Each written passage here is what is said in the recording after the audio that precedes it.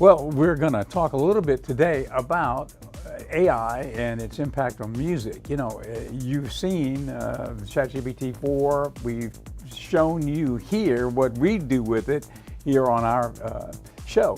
The opening graphic you just saw, that was ChatGPT 4. We had Alfred, our droid, developed that graphic. Basically, I prompted him and said, okay, this is what I want. I wanted to show called Future Shock graphic that we can show at the beginning of the show.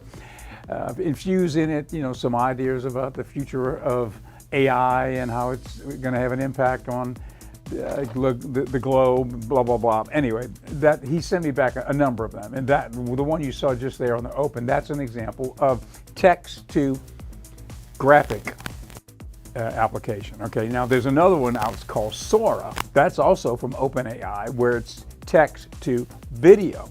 So you explain through the prompt what you want video-wise, and the edited video comes back to you. I mean, it's insane. It really is. It's beyond comprehension. You know, at this point, if that's not getting close to artificial general intelligence, I don't know what is. Okay, here's an example coming up right now.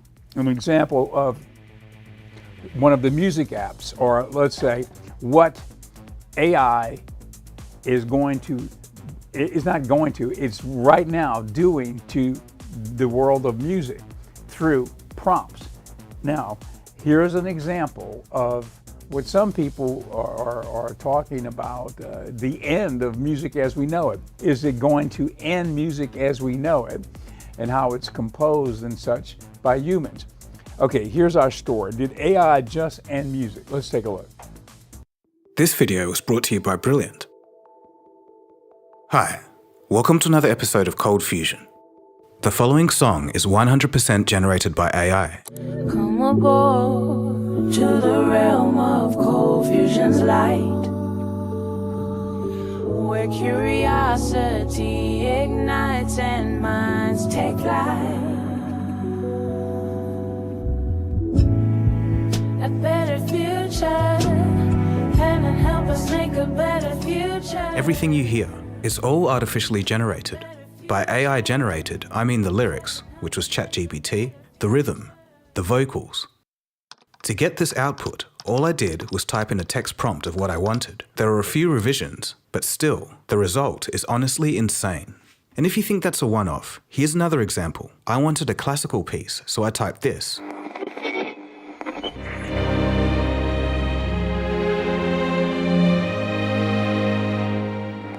How about some guitar-driven stuff? So you crave a wild ride. Or some R&B.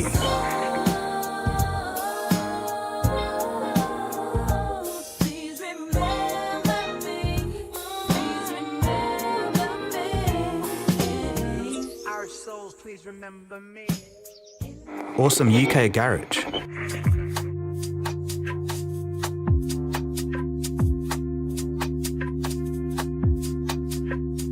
All very impressive. Even the album covers were made using AI, and that's just to let you know what we're dealing with here.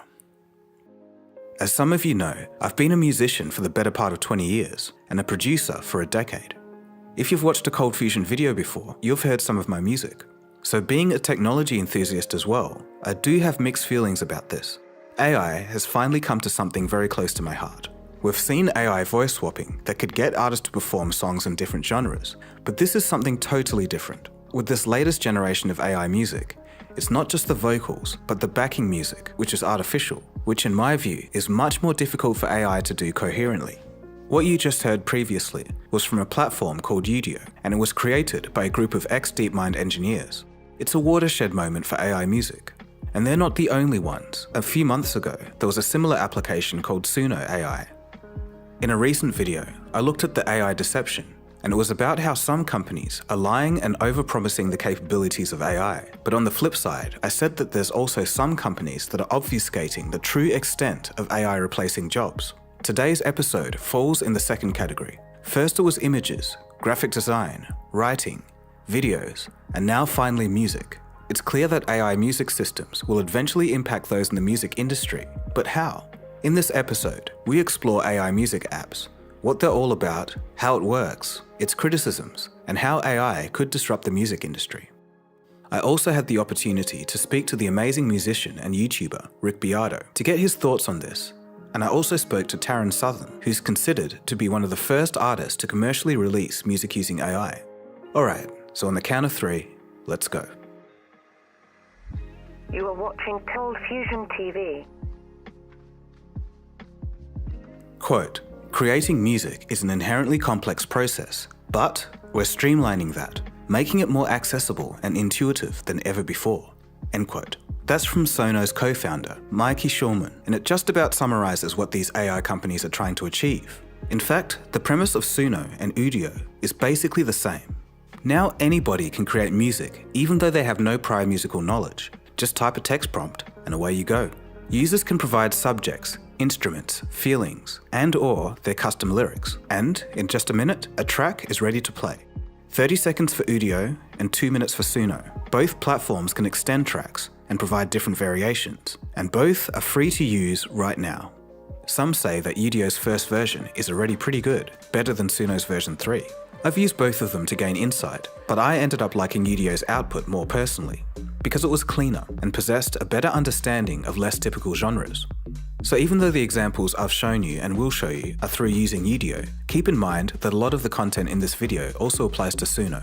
Suno version 3 is now available to everyone, including those on the free plan. It is the best AI music generator by far, and it just got even better with V3. A completely free AI music generator launched called Udio. People have been saying this is the ChatGPT moment for AI music, or calling it the Sora of music. A lot of the time, people massively overhype new AI launches. That's how everyone gets clicks, but there's some truth to this one. To understand just how revolutionary this tech is, it helps to know how modern music is made before AI. The first step is to come up with a guitar riff. I made this one a few years ago when mucking around on my acoustic guitar, but for the final track I used a Gretsch electric guitar with a delay and reverb pedal and a distortion pedal. I was going for a calm 3/4 waltz time signature with a post-rock feel.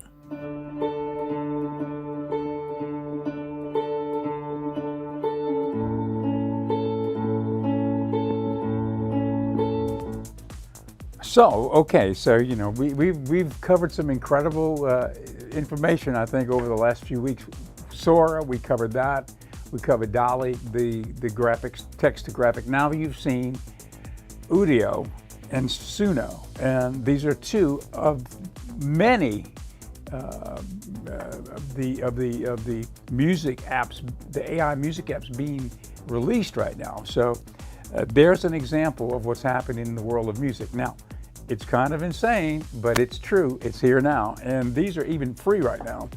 So if you haven't tried it, if you're in the world of music or you are interested in becoming part of the world of music, AI can be an ally for you if you get in and learn how to use it. Okay, this is the moment in the show when we do a little spot for our sponsor, which is Pendragon Apothecary. We have a number of CBD products, some with THC, some without. And you know, one of the great companies that we've discovered that we work with is a company in Austin, Texas, and it's called Hometown Heroes. They've got a lot of interesting products, some CBD products and some other products in the world of, I guess, herbal medicine or that in that genre. Here's an interesting product. It's kava, which is a relaxing herb, right? Along with ashwagandha. Now this is formulated in chocolate bars. So this is ashwagandha and kava chocolate bar and 67% cocoa. So it's 400 milligrams kava. So this is an interesting product, and we've got it here at Pendragon Apothecary, pendragonapothecary.com. The Shopify website is back up, and so anything that we've got in the store generally is going to be on the site. We're still working on the site, but it is up now, so feel free to take a look, and hopefully you can see some things that you might be interested in the area of wellness, forward-leaning wellness. We've got the mushrooms, the 7 sacred mushrooms, the lion's mane and cordyceps and chaga and turkey tail. All of those mushroom powders and some tinctures too are on the website. Now back with the program.